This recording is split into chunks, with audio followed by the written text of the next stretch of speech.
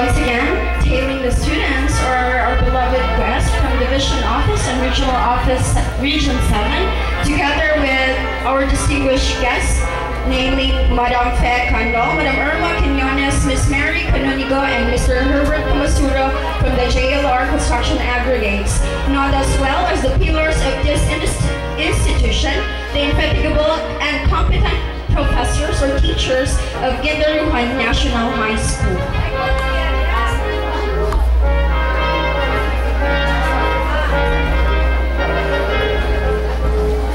May I request everybody to please rise. Ladies and gentlemen, the Philippine National Anthem.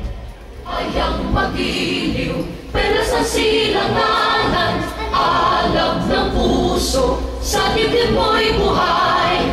Lupang hinirang, duyan ka ng magiting, sa manlulupig, di ka pasisigil, sa dagat at bundok, sa simoy at sa langit mong bughaw.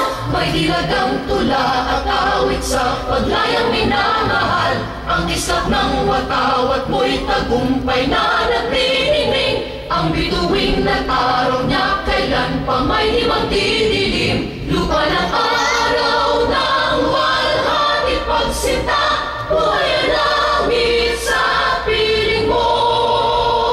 Aming ligaya na pag may mga api, ang mamatay ng dahil sa'yo. You may now take your seat.